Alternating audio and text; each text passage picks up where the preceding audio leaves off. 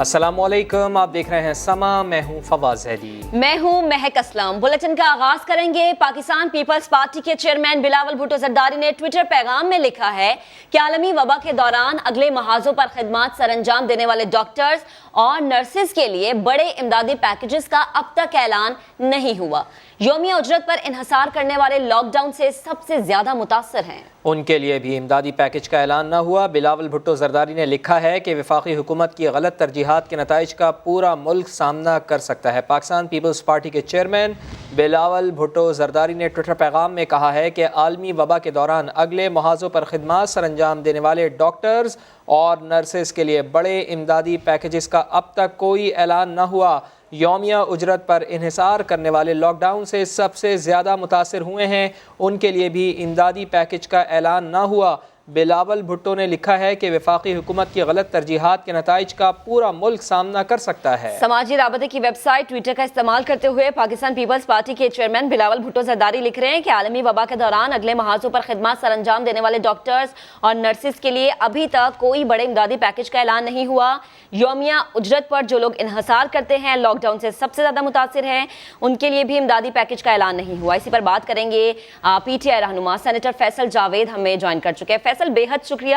بلاول، تنقید کریں کہ پیکیجز کی بات کی جا رہی تھی وزیر اعظم کی جانب سے، لیکن ابھی تک کوئی ایسا پیکج اناؤنس نہیں ہوا جو یومیہ اجرت پر کام کرنے والوں کے لیے ہو یا نرسز اور ڈاکٹرز کے لیے ہو۔ بلاول صرف اور صرف سیاسی نعروں سے آگے جا ہی نہیں پا رہے ہیں، پریکٹیکلی کچھ بھی نہیں کر رہے ہیں۔ 18ویں ترمیم کدھر گئی؟ 18ویں ترمیم کے بعد صوبے خود مختار ہیں۔ ہیلتھ کے شعبے میں پنجاب نے، خیبر پختونخوا نے، بلوچستان نے بھی کام کیا، لیکن سندھ نے کیا کیا؟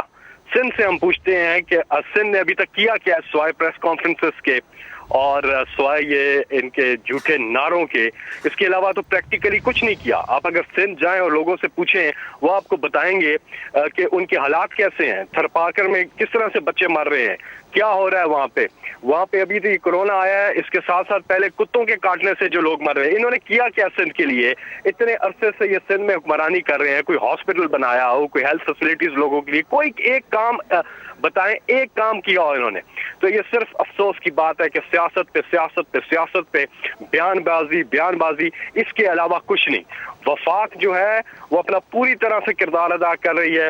ہم نے جو امدادی پیکج اعلان کیا، پاکستان کی تاریخ کا سب سے بڑا پیکج، وہ وزیر اعظم جنہیں عوام کا احساس ہے، جو عوام کے لیے کام کر رہے ہیں، جو یہ محنت کش لوگ ہیں، جو دیہڑی دار ہیں، جو یہ مزدور طبقہ ہے، جو ریڑھی والا ہے، چھاپڑی والا ہے، انہوں نے کیا کیا؟ انہوں نے جی لاک ڈاؤن اناؤنس کر کے کوئی انہوں نے میجرز نہیں لیے۔ فیصل، قطع کلامی کی معذرت، امداد کے حوالے سے بات کی جا رہی ہے، کنسٹرکشن طبقے کو ریلیف دینا، یہ بات ہو رہی ہے کہ ان کو ریلیف دیا جا رہا ہے، لیکن جیسے آپ چھابڑی والے کی بات کر رہے ہیں، ٹھیلے والے کی بات کر رہے ہیں، ان کے لیے کوئی ریلیف پیکج نہیں۔ بلاول کو تو پتہ ہی نہیں ہے نا، میں یہی کہہ رہا ہوں، نہ ان کی کوئی تیاری، نہ کچھ اور، ان کی کم از کم سٹیٹمنٹس کی تیاری کر لیں۔ عوام کے لیے تو کچھ نہیں کرتے نا، ٹیکنیکل تیاری اپنی سٹیٹمنٹ سے ہی کر لیں۔ اور یہ جو جھوٹی باتیں کرتے ہیں، افسوس کا مقام ہے کہ جھوٹ بول کے انہوں نے اپنی، ہمیشہ سے یہ جھوٹ بولتے ہیں۔ 1,20,00,000 خاندانوں کے لیے پاکستان کی تاریخ کا سب سے بڑا پیکج اناؤنس کیا ہے غریبوں کے لیے وزیر اعظم عمران خان نے، جو ان کو مل رہے ہیں، پورے سندھ میں بھی مل رہے ہیں لوگوں کو، پورے پاکستان میں لوگوں کو 12,000 روپیہ فی خاندان جو ہے وہ مل رہا ہے۔ انہوں نے کیا کیا؟ میں تو یہ پوچھتا ہوں، ایک چیز یہ بتا دیں آ کے ٹی وی پہ، ایک چیز بتائیں انہوں نے کی ہو، سوائے یہ پریس کانفرنسز کے اسٹیٹمنٹس کے، ٹویٹس پہ بیٹھ کے جس جگہ تم ٹویٹ لکھ رہے ہو، تمہیں پتہ ہے کبھی تم لیاری گئے ہو، کبھی تم مچھر کالونی گئے ہو، کبھی تم نے لوگوں کے حالات چیک کیے ہیں؟ سندھ کے تو ایک طرف ہے کہ جو دیہی ان کی آبادی ہے وہ انتہائی غربت میں ہے۔ عمر کوٹ میں لوگ جو ہیں 75% آبادی جو ہے وہ غربت کی لائن کے نیچے ہے۔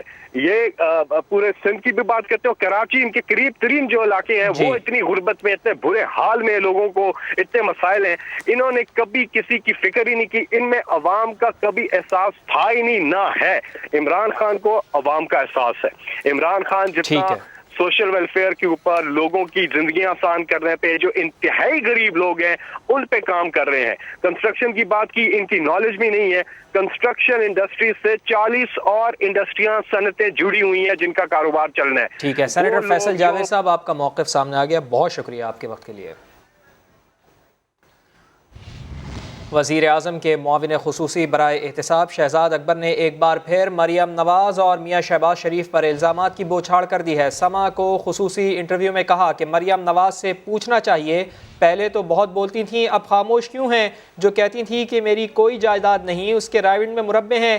ہل میٹل میں مریم نواز کو بھی ملزم ہونا چاہیے تھا۔ شہزاد اکبر نے شہباز شریف کو ٹی ٹی مافیا کا سرغنہ قرار دے دیا، کہا لوگ کہتے ہیں ڈیل ہوگی بچ جائیں گے، لیکن اب 1990 والے حالات نہیں ہیں۔ شہزاد اکبر نے مزید کیا کہا، آپ کو سنواتے ہیں۔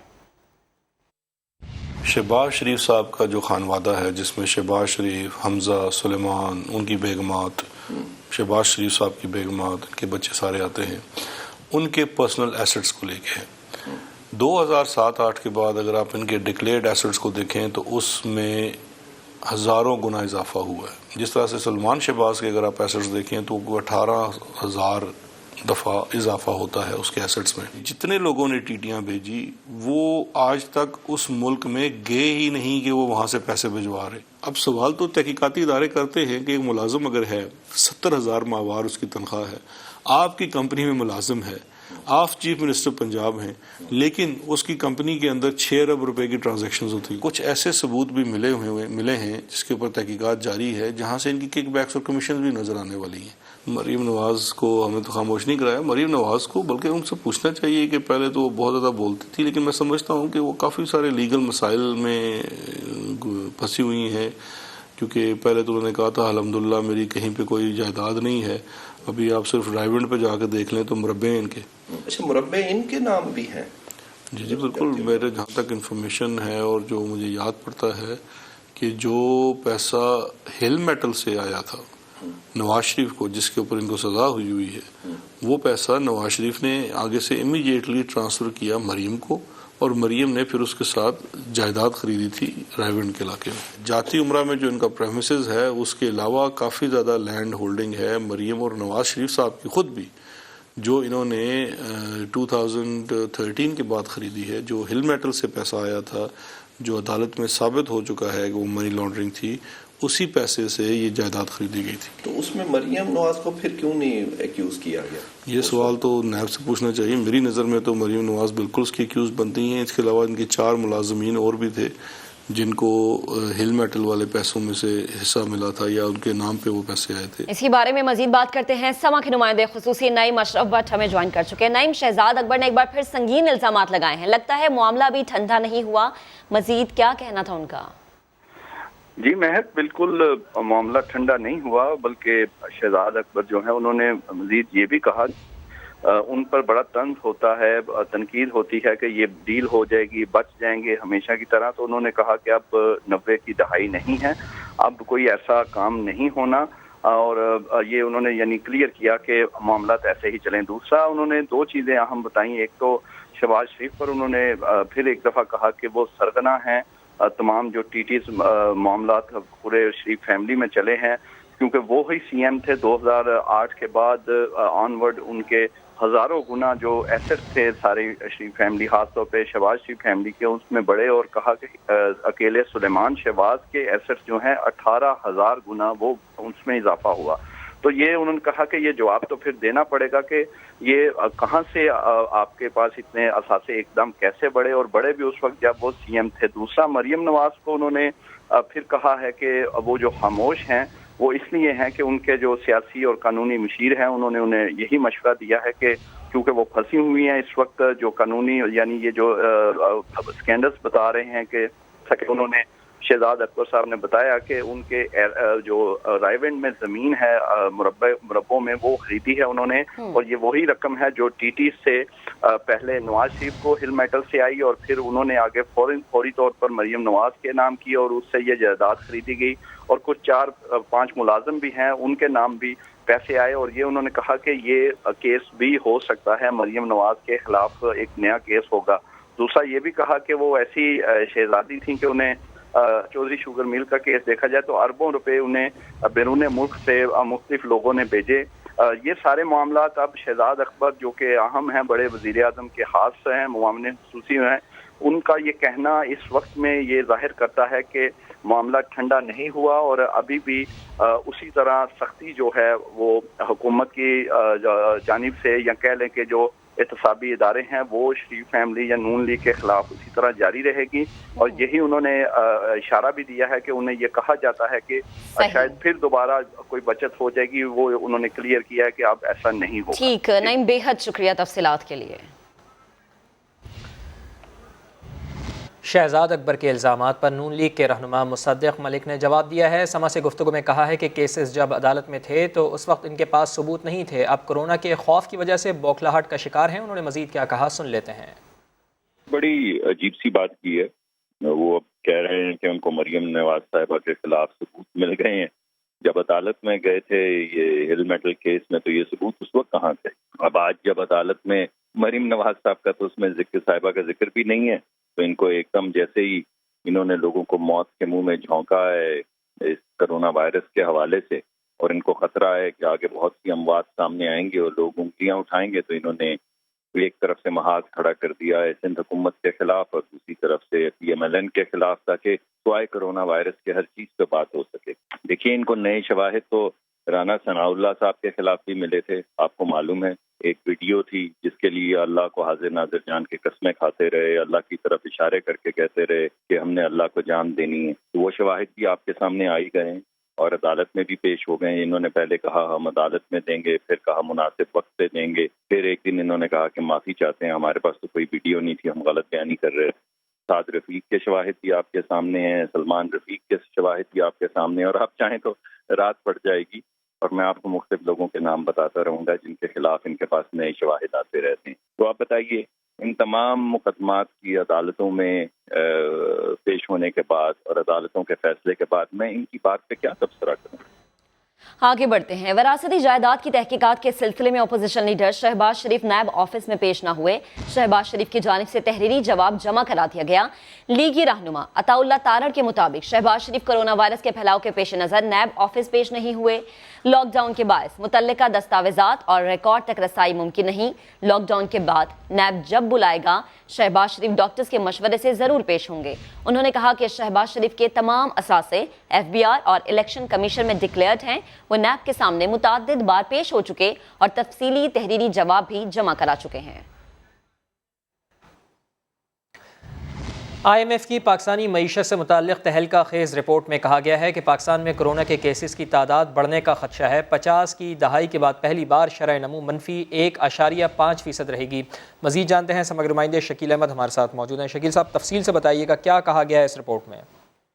دیکھیے پاکستان کو IMF کی جانب سے تقریباً $1.4 ارب قرضہ تو منظور ہو گیا ہے، لیکن رپورٹ جاری کی ہے اس میں بتایا گیا ہے کہ پاکستان کی جو تمام بجٹ اہداف ہیں وہ کورونا کی وجہ سے متاثر ہو چکے ہیں۔ ایک تو کورونا کی تعداد میں تیزی سے اضافے کا خدشہ ہے، 9 اپریل تک تعداد جو ہے وہ 4,474 تک پہنچ چکی تھی اور اس میں مزید تیزی سے اضافہ ہو رہا ہے، لیکن ساتھ یہ کہا گیا ہے کہ 50 کی دہائی کے بعد پہلی بار -1.5% گروتھ رہے گی۔ ترسیلات زر بری طرح متاثر ہوں گی، $5 ارب کمی کا خدشہ ہے 2 سال میں، کیونکہ بیرون ملک مقیم پاکستانی بھی متاثر ہوئے ہیں۔ اور ساتھ یہ کہا گیا ہے کہ اس سال ٹیکس ریونیو میں تقریباً 1,330 ارب روپے کی کمی ہوگی، جو اصل ہدف تھا اس کے مقابلے میں 1,647 ارب کی کمی ہوگی۔ اور ساتھ یہ کہا گیا ہے کہ جو حکومت کا مالی خسارہ ہے وہ تقریباً 4,000 ارب تک پہنچ جائے گا۔ تو یہ تمام جو ٹارگیٹس تھے وہ ڈسٹرب ہو چکے ہیں۔ جو قرضے پاکستان نے مختلف ممالک کو ادا کرنے ہیں اس سال وہ $16 ارب سے زیادہ ہیں، لیکن جو چین اور اس کے علاوہ سعودی عرب اور UAE کے اگر قرضے ری شیڈول ہو گئے تو پاکستان کو تقریباً $10 ارب کا فائدہ ہو سکتا ہے۔ ساتھ ساتھ یہ بھی کہا گیا ہے کہ جو اس سال 2 ارب جو ترسیلات زر میں کمی آئے گی اور اگلے سال جو ہے اس میں اضافہ ہوگا مزید، اور اس کے علاوہ 90% تک پہنچ جائے گا GDP جو ہے ڈیٹ ٹو GDP جو شرح ہے۔ تو یہ رپورٹ بتا رہی ہے کہ مشکل صورتحال ہے اس سال پاکستان کو، جو بجٹ اہداف ہیں وہ تمام ڈسٹرب ہو چکے ہیں اس کرونا وائرس کی وجہ سے۔ حکومت کوشش کر رہی ہے اسے نمٹنے کے لیے، 1,200 ارب روپے سے زیادہ کا پیکج کا بھی اعلان کیا گیا ہے، اور اسٹیٹ بینک کی جانب سے کچھ امورات کی یقین دہانی کرائی گئی ہے، اناؤنسمنٹس بھی کی گئی ہیں، اور ساتھ ہی کہا گیا ہے کہ حکومت نے یقین دہانی کرائی ہے IMF کو کہ اسٹیٹ بینک کا جو ایکٹ ہے اس میں ترامیم کی جائیں گی، اختیارات کا تعین کیا جائے گا، اور ساتھ ساتھ منی لانڈرنگ اور ٹیرر فائنانسنگ کے حوالے سے جو ضروری اقدامات ہیں وہ بھی کیے جائیں گے۔ تو اس یقین دہانی کی بنیاد پر اور ساتھ جو $6 ارب کا قرض پروگرام پہلے سے چل رہا ہے اس کے تحت معاشی اصلاحات کی جائیں گی۔ تو ان تمام یقین دہانیوں کی بنیاد پر IMF نے 1.4 بلین کا جو تقریباً جو قرضہ ہے نیا رعایتی قرضہ اس کی منظوری دے دی ہے۔ ٹھیک، بہت شکریہ آپ کا شکیل احمد۔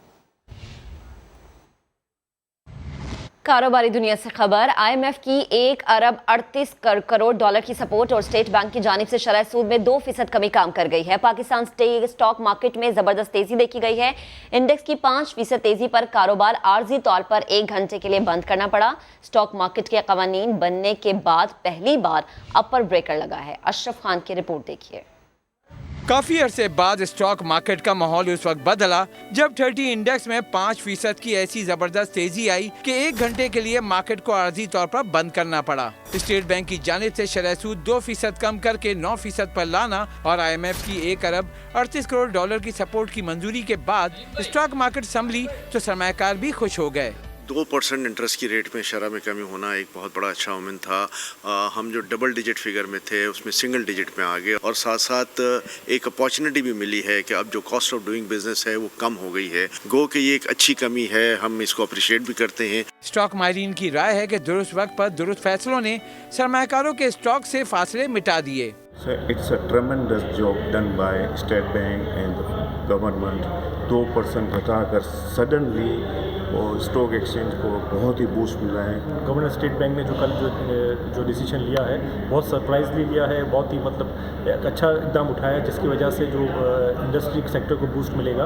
आप देख रहे हैं इसका इफेक्ट आप आज मार्केट में भी देख रहे हैं। कारोबार के इख्तिताम पर 100 इंडेक्स 1502 पॉइंट इजाफे से 32,831 पर बंद हुआ। शेयर्स की कीमत बढ़ने पर मार्केट कैपिटलाइजेशन में 230 अरब रुपए से जायद का इजाफा हो गया। कैमरामैन मोहम्मद कामरान के साथ अशरफ खान, सामा, कराची। IMF से पाकिस्तान को कोरोना वायरस के पेश नज़र सेहत और मईशत के लिए 1 अरब 38 करोड़ डॉलर मिलने पर रुपए की कदर में नुमाया बेहतरी हुई है। इंटरबैंक में डॉलर 3 रुपये 31 पैसे सस्ता हो गया। इंटरबैंक में रुपए की कदर में नुमाया बेहतरी देखी गई है। माहिरीन का कहना है कि IMF से पाकिस्तान को 1 अरब 38 करोड़ डॉलर की रकम की मंजूरी और G20 से भी कर्ज़ों के रिलीफ मिलने पर 2 रुपये की कदर में बेहतरी हुई है। कारोबार के दौरान इंटरबैंक मार्केट में डॉलर 166 रुपये 88 पैसे से कम होकर 163 रुपये 57 पैसे का हो गया है। डीलर्स का कहना है कि 7 अप्रैल से अब तक डॉलर 4 रुपये 52 पैसे सस्ता हो चुका है। तामीराती शोबे को सनत का दर्जा मिल गया। वफाकी काबीना ने इनकम टैक्स तरमीमी ऑर्डिनेंस 2001 के नाम से मराठी पैकेज की मंजूरी दे दी। सरमायाकारी पर ज़राए आमदन नहीं पूछे जाएंगे। फिक्स्ड टैक्स नाफिज। बेशतर तामीराती सामान पर विद होल्डिंग टैक्स खत्म। सस्ते घर बनाने वालों को 90% टैक्स छूट मिलेगी। सदर मुमलिकत की जानिब से तौसीक होते ही तरमीमी ऑर्डिनेंस नाफिजुल अमल हो जाएगा। इस्लामाबाद से शकील अहमद की रिपोर्ट। कोरोना गर्दी के संगीन मुआशी असरात से निमटने के लिए तामीराती शोबे का देरीना मुतालबा पूरा। सीमेंट और स्टील के अलावा दीगर तामीराती सामान और खिदमात पर विद होल्डिंग टैक्स की छूट। फिक्स टैक्स का निजाम मुतारिफ। वफाकी काबीना ने मराठी पैकेज की मंजूरी दे दी। तामीराती सनत की बहाली और तरक्की के दरवाजे खुल गए। सरमायाकारी पर ज़राए आमदन नहीं पूछे जाएंगे। तामीर के लिए प्लाट खरीदने और इमारत के पहले खरीदार को भी इस्तिस्ना मिलेगा।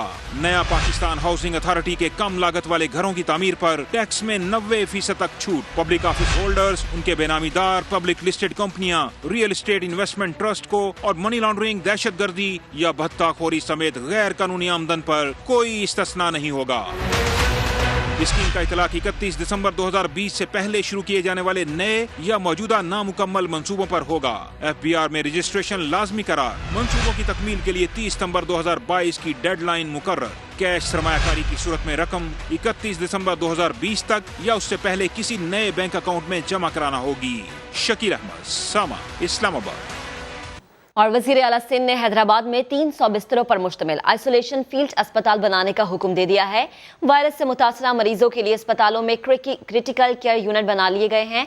वायरस के पेश नज़र रमजान में बचत बाजार न लगाने का फैसला भी हो गया। वज़ीर आला सिंध की ज़ेर सदारत महकमा सेहत का इजलास। मुराद अली शाह ने सिंध के अस्पतालों में आइसोलेशन मराकज और क्रिटिकल केयर यूनिट बनाने का जायजा लिया। वज़ीर आला सिंध को बताया गया कि कोरोना वायरस के मरीजों के लिए सिंध के अस्पतालों में 185 CCU बनाए गए हैं, जिनमें वेंटिलेटर की सहूलत मौजूद है। वज़ीर आला सिंध ने हैदराबाद में कराची के एक्सपो सेंटर की तर्ज पर 300 बिस्तरों का आइसोलेशन फील्ड अस्पताल कायम करने की हिदायत की। दूसरी जानिब कोरोना वायरस के पेश नज़र सिंध हुकूमत ने रमजान में बचत बाजार न लगाने का फैसला कर लिया है। सूबाई वजीर इस्माइल राहू का कहना है कि मंडियों से दुकानों, स्टॉल्स पर फल और सब्जियां पहुंचाई जाएंगी। संजय साधवानी, सामा, कराची। एहसास किफ़ालत प्रोग्राम के तहत अब तक 30 से 35 करोड़ रुपए तकसीम किए जा चुके हैं। वज़ीर आला पंजाब सरदार उस्मान बुज़दार ने कहा है कि बहुत से चैलेंजेस का सामना कर रहे हैं। बहुत सारे चैलेंजेस हैं जिनके ऊपर हम काम कर रहे हैं, और जो हमारे एहसास किफ़ालत प्रोग्राम जहाँ पे जो कैश डिस्ट्रीब्यूशन हो रही है उसको मैं ख़ुद देखना चाहता हूँ। सेंटर पे बड़ा अच्छा काम हो रहा है। मेरे ख्याल में तकरीबन कुछ 34-35 करोड़ रुपए डिस्ट्रीब्यूट भी हो चुके हैं और ये सिलसिला जारी है। तो मुझे उम्मीद है इंशाअल्लाह इससे हम जितने जो गरीब लोग हैं उनके मसाइल को हम हल कर सकेंगे, और बाकी जो इश्यूज़ हैं आपके पार्लियामेंटेरियन के साथ मीटिंग करके वो भी हम रिड्रेस करते रहते हैं और हर जगह करते रहते हैं, और यहाँ भी किया हमने। तो इंशाअल्लाह भी रमज़ान शरीफ के लिए भी अपने SOPs हम बनाएंगे, और ये जितने भी इश्यूज़ आएंगे आप लोग हाईलाइट करेंगे या जो हमारे आते हैं वो हम इंशाअल्लाह हल करते रहेंगे। इसके साथ ये बुलेटिन अपने अख्ताम को पहुंचा। मजीद बाखबर रहने के लिए विजिट कर लीजिए हमारी वेबसाइट sama.tv। इसके अलावा आप हमें फेसबुक और ट्विटर पर भी ज्वाइन कर सकते हैं। एक ब्रेक के बाद दोबारा हाजिर होंगे हेडलाइंस के साथ। आप देखते रहिए समा।